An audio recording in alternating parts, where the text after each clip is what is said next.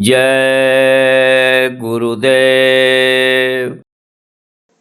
लंबा मार्ग दूर घर, बिकट पंथ बहुमार। कहो संत क्यों पाइए, दुर्लभ हरि दीदार।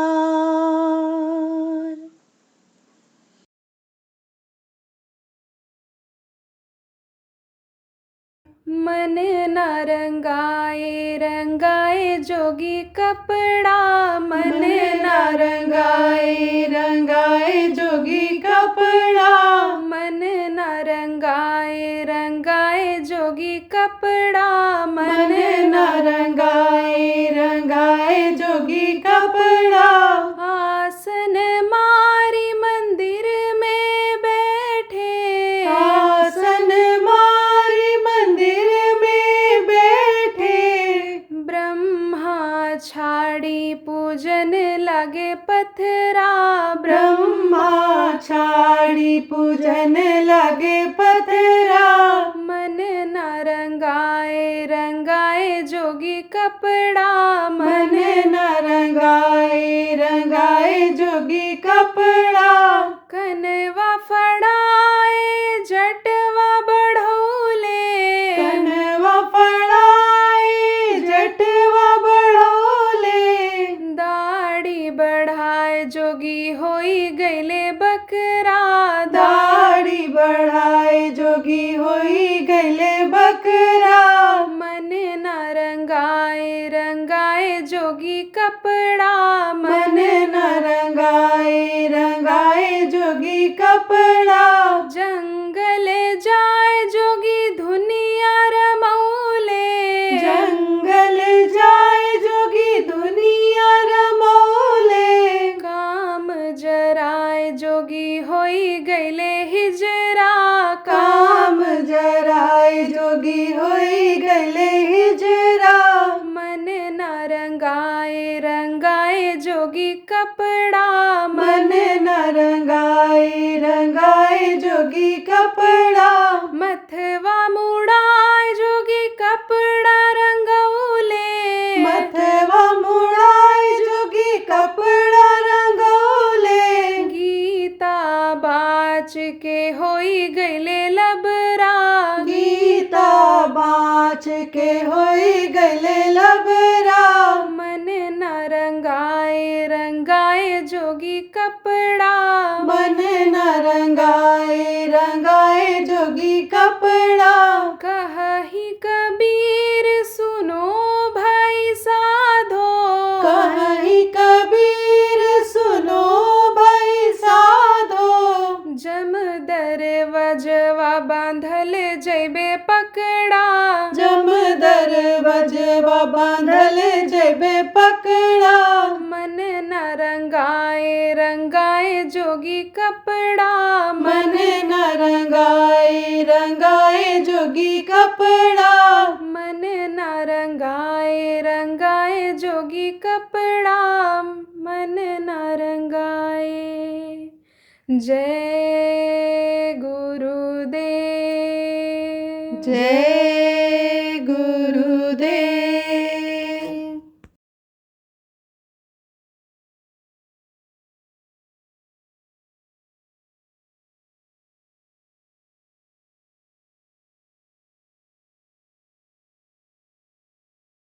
ये दिन और रात जो आते हैं ये क्या है?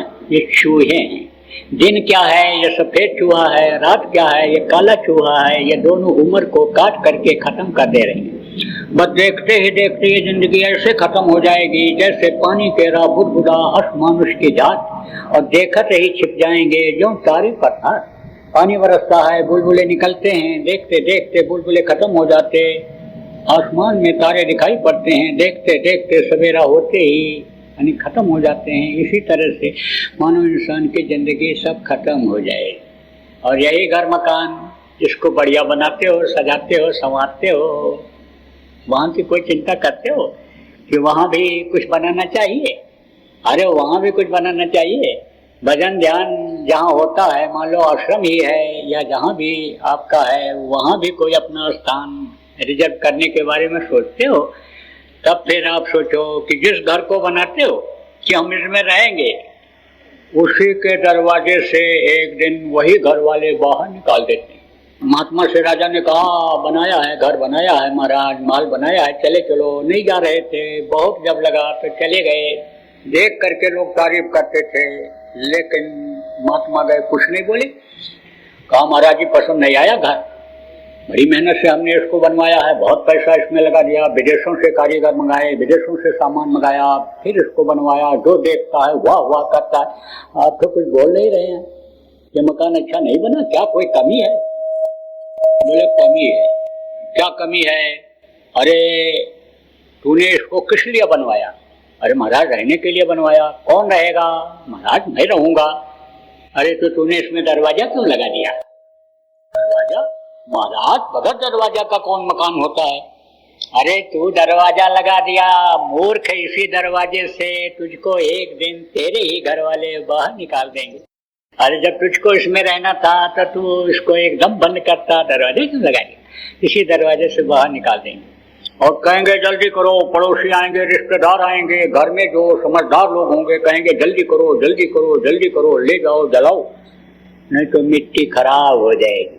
इस हीरा जैसी काया को, जिसको देवता 24 घंटे मांगते रहते हैं प्रभु से, थोड़ा सा हमको आप समय दे दीजिए, हम अपना काम बना लें, इसको आप समझो कि मिट्टी का करके ले जा करके जला करके राख कर देंगे तो शरीर की मुक्ति तो हो जाएगी।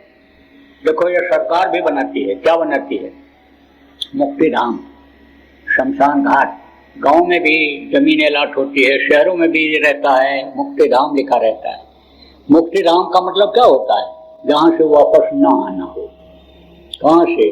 शमशान घाट से मुर्दा को वापस नहीं लाते हैं, कितना भी विघ्न बाधा हो, लेकिन जला करके ही आते हैं। कहते हैं घर पर फोन करते हैं, भाई ये बाधा आ गई, नहीं जला पा रहे हैं, लेकिन हम अभी इनको मुक्ति दिला करके ही आएंगे, हमारा इंतजार मत करना, सवेरा हो जाए, 2 बज जाए, 3 बज जाए, इंतजार हमारा मत करना।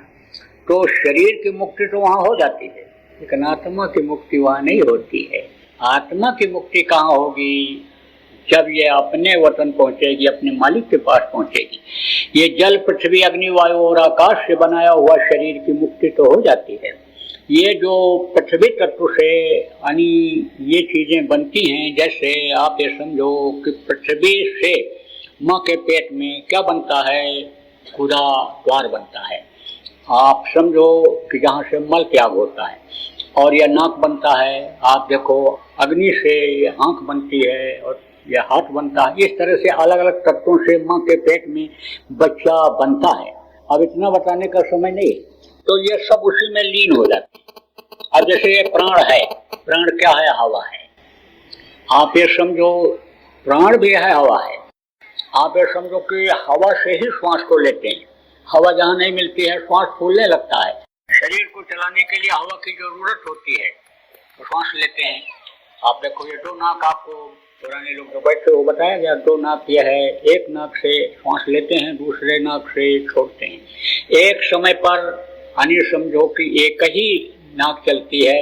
आप ये समझो फिर बदलाव होता है। फिर जब बदलाव होता है, जो भी 10 मिनट 15 मिनट समय लगे, 7 मिनट लगे बदलने में, उस समय पर तो दोनों चलते हैं, नहीं बल्कि एक चलता है। सांस खींचोगे सू की आवाज आएगी, छोड़ोगे तो हम की आवाज आती है। अगर इसको गौर से देखो, ध्यान लगाना सीख जाओ, जो भी आपको बताया गया है, तो इसका रंग भी आप देख सकते हो। इसकी आवाज कैसी यानी स्पष्ट सुनाई पड़ सकती है। किस रंग का है ये श्वास, यह हवा किस रंग की है? हवा में भी रंग है। आप ये समझो कि धरती में भी रंग है। आप समझो आसमान में भी रंग है, जल में भी देखो रंग है, सब में रंग है। तो आप ये समझो देवी और देवताओं में भी यानी समझो कि उनके लोक में भी रंग है। आपको अभी बताया गया, जो ईमानदारी के पीछे आज बता दिया जाएगा। तो आप ये समझो प्रेमियों सब में रंग है। इसकी दूरी भी मापी जा सकती है, सब कुछ है, हो सकता है। तो आप ये समझो ये प्राण यानी हवा के जरिए ही चलते हैं। तो जब प्राणों का खिंचाव होता है, जब आखिरी वक्त आ जाता है यानी समय पूरा हो जाता है, तो ये प्राण निकल जाते हैं। निकलते हैं तो सड़न गलन बदबू पैदा हो जाती है। तो हवा में ये हवा मिल जाती है। प्राण को चलाने वाली ये हवा है, वायु है, या तो वायु देवता जिनको कहा गया, हवा देवता जिनको कहा गया, पवन देवता जिनको कहा गया, तो ये अन्य शब्दों की ये शरीर को चलाते हैं। और ये जब निकलेंगे प्राण तो इसी हवा में मिल जाएंगे। चारों तरफ हवा है ना, वातावरण हवा वाला है। ऐसे ही ये शरीर जो बना, ये धरती से बना, पृथ्वी से बना, तो ये जो है ये तत्व किसमें विलीन होता है? ये सबसे आखिर में विलीन होता है किसमें? इसी धरती में, यानी जमीन में, पृथ्वी में ये विलीन हो जाता है। वहाँ पर शमशान घाट पर आप देखो, जला के चले आओ, कुछ दिन राख पड़ी रहेगी, जमीन काली रहेगी, उसके बाद में सब उसी में मिल जाती है राख, वो भी सफेद हो जाती है। गाड़ करके चले आओ, कुछ दिन के बाद लाश सड़ जाती है, सब सड़ जाता है, हड्डी पसली सब सड़ जाती है, उसी के अंदर धरती में मिल जाती है। क्योंकि ये जितनी हड्डी है, मांस है, ये त्वचा है, ये सब इन्हीं तत्वों से ही बना है। कभी समय आएगा, मौका आएगा तो आपको बता देंगे कि किस तरह से बनता है माँ के पेट में ये जो पिंड है, ये शरीर है, किस तरह का तैयार होता है। जब कई दिन का कार्यक्रम चलेगा उज्जैन में या कहीं भी आश्रमों पर, अपने आपके बावल में भी देखो आश्रम हो गया प्रेमियों, वहाँ भी सत्संग चलेगा। आप लोग भी दिल्ली वाले आए जाए करो, आपका भी आश्रम है, आपके बिल्कुल बॉर्डर पर ही है। आप मत समझो कि वो हरियाणा में है तो हरियाणा वालों का है, राजस्थान वाले व्यवस्था इस समय देख रहे हैं तो उनका है, ऐसा कुछ नहीं है, सबका है। जितने भी सत्संगी हो, जो संस्था की चीज है आप सबकी है। आपने संस्था बनाया और संस्था आपकी है, तो आप आने जाना शुरू करो। वहाँ भी आप अपना स्थान बना सकते हो, अपना दफ्तर खोल सकते हो, आप साप्ताहिक सत्संग कर सकते हो, ध्यान भजन वहाँ रुक करके, वातावरण बहुत अच्छा है, कर सकते हो। तो आश्रमों पर जब आप ये समझो कि कार्यक्रम होता है तो कई दिनों का होता है, उसमें बहुत सारी बातें बताई जाती हैं, कई समय तक चल जाता है। प्रेमी पहुंच जाते हैं, जिज्ञासु पहुंच जाते हैं, सुनने की इच्छा रखते हैं तो सुनाना पड़ता है। तो आप ये समझो कि ये तत्व सब तत्व में विलीन हो जाएंगे, लेकिन यह शरीर को जो चलाने वाली शक्ति है, परमात्मा की अंश जीवात्मा, ये फंस जाएगी। अगर ध्यान नहीं दोगे नरकों में चली जाएगी, बड़ी मार पड़ती है, काटते हैं, सड़ाते, गलाते, तपाते हैं।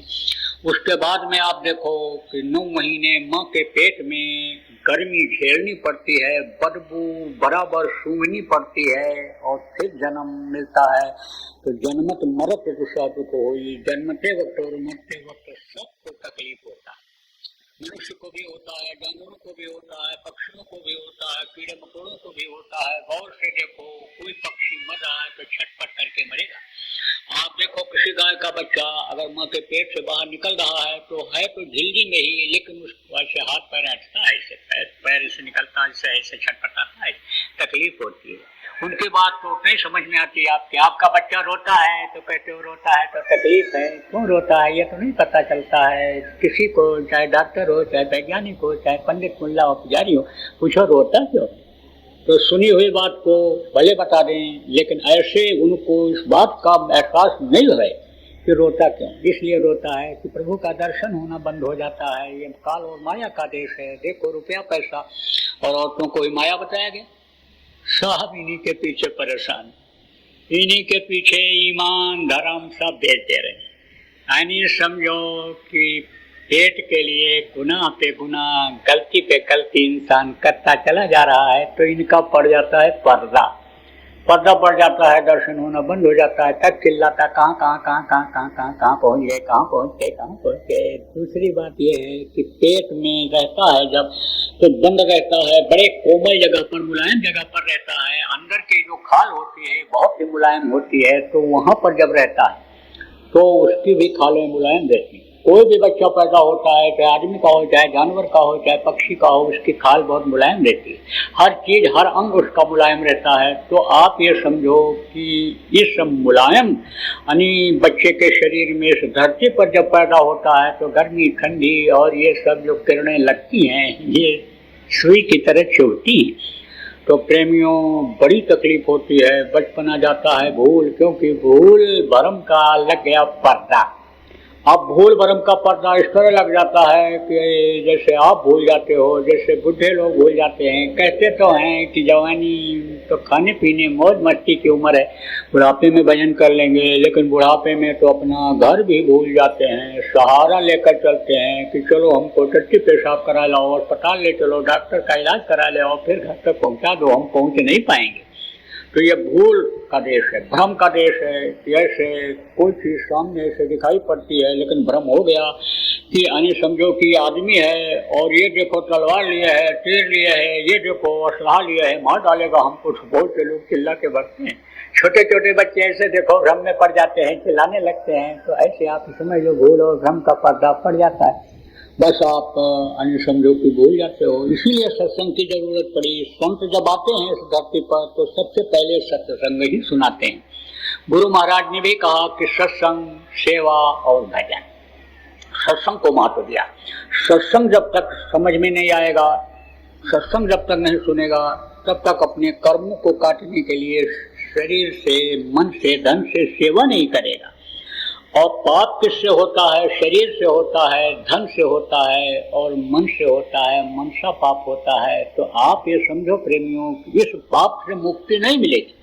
और मन जब ये पापी हो जाएगा, शरीर को पापी बना देगा, धन को पापी बना देगा, तो धन की कमी हो जाएगी, चिल्लाहट उठेगी। शरीर जब पापी हो जाएगा तो शरीर को कष्ट होगा, कर्म की सजा मिलेगी, बीमारी आएगी, टेंशन आएगा, मानसिक कष्ट होगा, हर तरह से कष्ट होगा। इसलिए सत्संग सुनाया जाता है कि जो भी कर्म जान और अनजान में बन जाएं, उन कर्मों को काटने के लिए शरीर से सेवा करें।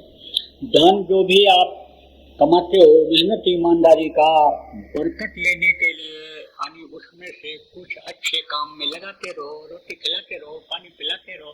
यानी समझो परमार्थी काम जितने भी हैं उनमें तुम कुछ लगाते रहो, खर्च करते रहो, मन से चिंता फिक्र करते रहो। किस तरह से ये हम जिस मिशन से जुड़े हुए हैं, गुरु के मिशन से जुड़े हुए हैं, इनका मिशन जल्दी से पूरा हो जाए। हम आए हुए देश से जहाँ तुम्हारो धाम, तुमको घर पहुंचाऊंगा एक हमारो धाम, जो गुरु महाराज का लक्ष्य रहा है प्रेमियों। जिस लक्ष्य को लेकर के हम लोग चल रहे हैं वो लक्ष्य पूरा हो जाए, नर्क 84 से जीव छुटकारा पा जाए, सबको खाने का इंतजाम हो जाए, तन ढकने के लिए कपड़ा हो जाए, रहने के लिए मकान हो जाए, न्याय और सुरक्षा आ जाए, ये जितनी भी अपराध हैं ये सब खत्म हो जाएं, लोगों को मानसिक शांति मिलने लग जाए, लोग नामदानी हो जाएं, भजनानंदी बन जाएं, अपनी आत्मा को स्वर्ग वैकुंठ में ले जाने लग जाएं, ऊपरी लोगों की सैर कराने लग जाएं, ऊपर की जो आवाज है बिना बजाए बजती रहती है उसको सुनने लग जाएं। तो इस लक्ष्य को पूरा करने के लिए हमेशा प्रेमियों को सोचते रहना चाहिए। तो यह तन मन धन की सेवा यानी इसको प्रमुख बताया गया। सुमिरन, ध्यान, भजन, देखो आप जो नामदानी हो ध्यान दो, ये प्रमुख बताया गया। प्रार्थना बताई गई। तो प्रार्थना जो होती है यह बाहर मुखी होती है।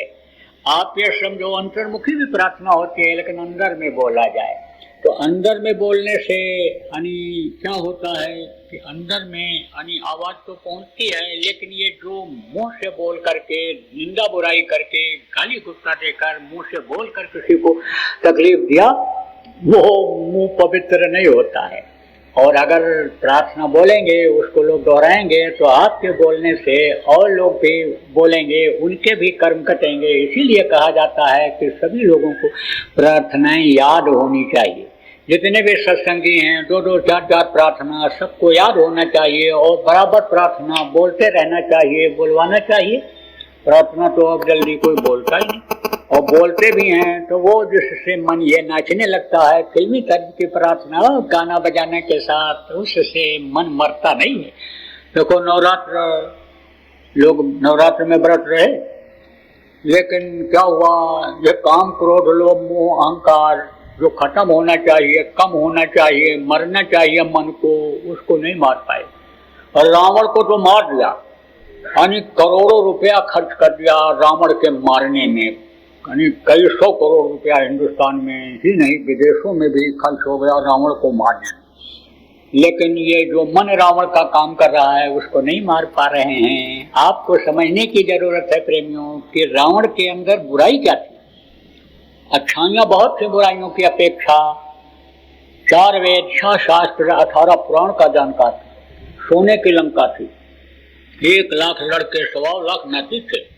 अब इतना वीर था कि बड़े बड़े देवता उसके सामने लड़ाई में हिम्मत नहीं करते थे आने के लिए। प्रमाण मिलता है, रावण रथी बिरथ रघुवीरा, और देख विभीषण भयो अधीरा। जब रावण निकला लड़ाई के लिए तो विभीषण ने देखा, अधीर हो गए, दुखी हो गए कि ये बंदर और भालू क्या इन राक्षसों के सामने, वो तो भैंसा उठा करके मुंह में ऐसे डालते हैं, निकल जाते हैं। बंदर और भालुओं को तो ऐसे मसल देंगे, चटनी बना देंगे, ये क्या टिकेंगे। घबरा गया रावण के रथ को देख करके, उसकी फौज को देख करके। तो देवता जल्दी सामने नहीं आते थे, इतना वीर था और जानकार इतना था, कहता था कि जमीन से लेकर के और स्वर्ग तक सीढ़ी लगा दूंगा और सीढ़ी पर चढ़ करके लोग स्वर्ग चले जाएंगे। हमको युक्ति करने की जरूरत नहीं, उपाय करने की जरूरत नहीं है। जो हमारे राज्य के लोग हैं सबको सीधे स्वर्ग पहुंचा दूंगा। लेकिन बुराई उसमें आ गई थी। क्या आई थी? जानवरों का मांस खाता था। मांस से उसकी बुद्धि खराब हो जाती थी। कहते हैं जैसा खाओ अन्न वैसा होवे मन, जैसा पियो पानी वैसे होवे वाणी। आप ये समझो कि कहते हो कि जुकाम हो गया, कहते हो हवा बदल गई, पानी बदल गया, तो ये देखो तकलीफ बढ़ गई, बुखार आ गया। आप ये समझो कि इसका असर होता है। ऐसे ही जानवरों का जब से अन्य समझो कि मांस लोग खाने लग गए, बुद्धि भ्रष्ट हो गई, खून में गर्मी आ गई और वही खून गर्म होकर के सिर पर चढ़ने लग गया तो अपराध करने लग गया, हिंसा हत्या करने लग गया। बाप बेटे को मार रहा है, बेटा बाप को मार रहा है, पति पत्नी को मार रहा है और पत्नी पति को मार दे रही है। घर घर में ये कलह देखो, लड़ाई झगड़ा कुछ कुछ लगा रहता है। अरे इसी में बहुत से घर ऐसे हैं कि जिनमें रोज झगड़ा होता है, रोज। ये ना बताऊं तो मैं बता दूंगा, 2, 4, 10, 20 को बता दूंगा। आप ये समझो कि बीमारी बनी रहती है। कहते तो हैं शाकाहारी हूँ, लेकिन गबर गबर गबर सब जगह खाते पीते रहते हैं। अब उसमें क्या पड़ा है कुछ नहीं देखते, कौन से तेल में बना है कुछ नहीं देखते हैं। बस स्वादिष्ट है, उसी होटल में चलेंगे खाने के लिए, बहुत बढ़िया पनीर बनाता है, बहुत बढ़िया पुलाव बनाता है, क्या पराठा बनाता है। बस पराठा देख करके, पराठा सोच करके और फिर लार टपकने लगती है और पहुंच जाते हैं वहाँ, पेट भर के खाते हैं। ये नहीं कि चलो 1 रोटी कम खा लें, 2 पराठा और दबा के खा के चले आते हैं। पेट फूलता है, रात भर चिल्लाते हैं। ऑपरेशन करके डॉक्टर लाख 2 लाख रुपया निकाल देता है, समझ लो आप। फीस लेकर के ऑपरेशन करके जेब खाली करा देता है, भैंस बिकवा देता है, बैल बिकवा देता है, जेवर बिकवा देता है औरत का। तो अब आप ये समझो असर आता है इसका, नहीं खाना चाहिए। देखो जानवर मांस खाते हैं, जहरीले होते हैं। आप ये समझो कि मांस जहर बनाता है शरीर के अंदर। ये बीमारियां जो आ रही हैं, आपने अभी क्या देखा? अगर मांसाहार बंद नहीं किया लोगों ने तो ऐसी बीमारी आएगी कि कोरोना की दवा देखो, अब भी सही दवा जल्दी नहीं खोज पाए लोग। तो ये तो कुछ नहीं है, इसमें तो थोड़ा समय भी कोरोना हो गया तो कंट्रोल हो गया आदमी को। लेकिन ऐसी बीमारियां आएंगी जैसे कहते हो चटमंगनी पट ब्याह, है ना, ऐसे ही मर्ज हुआ नहीं कि सुट से निकल गए, चले गए। ऐसी बीमारियां आएंगी। आज मैं दिल्ली में आपके बोल के जा रहा हूँ, तारीख आज की आप नोट कर लो, 17 अक्टूबर 2021 को बोल के जा रहा हूँ। मांसाहार अगर नहीं बंद किया लोगों ने तो बहुत तकलीफ आएगी, बहुत तरह की बीमारियां आएंगी, जानलेवा बीमारियां आएंगी। इसलिए संकल्प बनाओ, मांस नहीं खाएंगे। अभी तक आप खाए तो आप प्रयासित करो, उस प्रभु से गलती की माफी मांगो, अंतरात्मा के अपने सफाई करो, प्रयासित करो। आप अन्य समझो, जो लोग यहाँ पर आप आए हो, सत्संग सुन रहे हो, तो अब आप ये समझो जहर पैदा कर देता है। देखो कुत्ता अगर किसी को काट ले तो बड़ा मुश्किल, पागल हो जाता है आदमी, धीरे धीरे असर जरूर करता है। कुत्ता के सामान में और उसमें जहर होता है, चाट करके ऐसे। और देखो कीड़े कहीं लगे रहते हैं, उनको मार देता है चाट चाट करके, उसके लार से कीड़े मर जाते हैं घाव पर। कुत्ता चाट करके ठीक कर लेता है अपने घाव को। आप ये समझो कि मनुष्य के अंदर भी जो सुबह की लार निकलती है, सुबह जो थूक निकलता है, वो भी जहरीला होता है। कहते जहर जहर को मारता है। आप ये समझो सुबह थूक अपना ऐसे निकाल के आंखों में लगाते रहो तो कीड़े फेड़े जो बहुत ही बारीक यानी समझो नुकसान देने वाले हैं अगर हैं तो वो निकल जाएंगे। वो फिर समझो कि रोशनी में कमजोरी नहीं आएगी। लगातार अगर बचपन से ही बच्चे की आदत डाल दो तो चश्मा लगेगा तो बहुत देर में लगेगा। 16 साल 18 साल 14 साल के बच्चे को चश्मा फिर नहीं लगेगा जो आजकल लग रहा है। तो अब आप ये समझो कि देखो सांप है, काट लेता है, तुरंत असर तो नहीं होता है सांप, लेकिन जहर होता है उसके दांतों में जहर होता है, धीरे धीरे असर करता है। 24 घंटे के अंदर एकदम से जहर उसके दिल दिमाग में पहुंच जाता है सांप काटने वाले के, अगर दवा न कराया जाए। और मालूम पड़ता है कि अब सो जाएंगे, ऐसे मालूम होता है, बस ऐसे सो जाता है एकदम। बिल्कुल शरीर का सिस्टम जिसको डेड कहते हैं, यानी समझो रुक जाता है एकदम से, बिल्कुल स्टॉप कर जाता है। तो ऐसे ही आप देखो, शेर ऐसे पकड़ा किसी को और अगर बाल लग गया उसका, मूछ के बाल में उसके जहर होता है, बाल लग गया तो उस समय मरेगा नहीं, लेकिन स्वयं पैदा कर देगा बल। वो जो बाल का असर खून के जरिए शरीर में जाएगा, कुछ दिन के बाद वो मर ही जाता है रोगी होकर के। आप देखो प्रेमियों, भिक्षु के पूंछ में यानी समझो कि जहर होता है। जय गुरुदेव। गत वर्षों की भांति इस वर्ष भी होली का कार्यक्रम 13, 14 और 15 मार्च 2025 को उज्जैन आश्रम पर आयोजित किया गया है। आप सभी सपरिवार सादर आमंत्रित हैं। स्थान बाबा जय गुरुदेव आश्रम, जय गुरुदेव नगर, पिंगलेश्वर रेलवे स्टेशन के सामने, मक्सी रोड, उज्जैन, मध्य प्रदेश, भारत। संपर्क 9575600700 व 9754700200। जय गुरुदेव। जय गुरुदेव।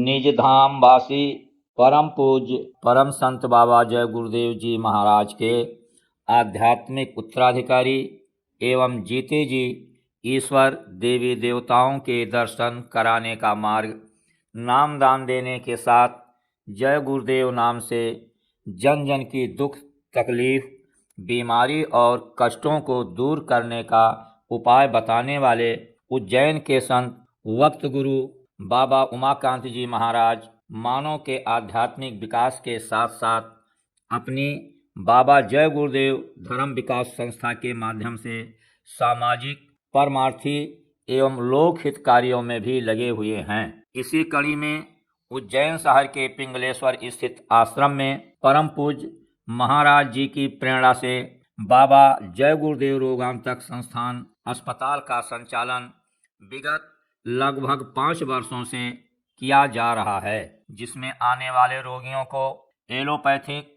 होम्योपैथिक, आयुर्वेदिक आदि विभिन्न पद्धतियों द्वारा गुरु दया से यथासंभव प्रभावी उपचार प्रदान किया जाता है।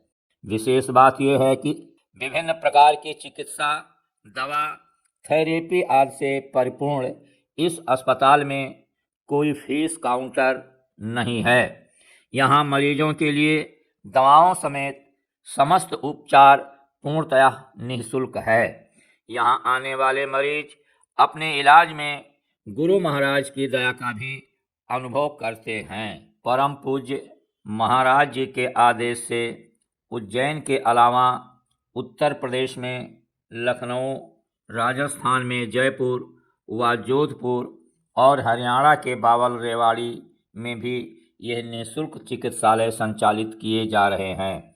इनमें अनुभवी डॉक्टर अपनी सेवाएं निःशुल्क दे रहे हैं। सेवा के इसी उद्देश्य के साथ कदम बढ़ाते हुए बाबा जय गुरुदेव धर्म विकास संस्था द्वारा विभिन्न प्रांतों में पूर्णतया निःशुल्क एम्बुलेंस सेवा का संचालन भी किया जा रहा है। ये न केवल आपातकाल स्थितियों में मरीजों को अस्पताल पहुंचा रही है, बल्कि इनके माध्यम से संगत के चिकित्सक सेवादार दूरस्थ एवं ग्रामीण क्षेत्रों जहां चिकित्सा सुविधाओं की कमी है, वहां कैंप लगाकर लोगों की चिकित्सीय जांच, परामर्श एवं दवा वितरण की पूर्णतया निःशुल्क सेवा प्रदान कर रहे हैं। कोरोना महामारी के काल में भी पूज्य महाराज जी द्वारा इन समस्त सेवाओं के साथ साथ ऑक्सीजन प्लांट भी जन सेवा में मध्य प्रदेश सरकार को समर्पित किया गया है। यही कारण है कि परमार्थ और आध्यात्म के लक्ष्य के साथ जन स्वास्थ्य सेवा कर रही इस संस्था में देश विदेश के लोगों का आगमन हो रहा है, जो यहाँ आकर पूज्य महाराज जी की दया एवं लाभ का अनुभव कर रहे हैं। जय गुरुदेव।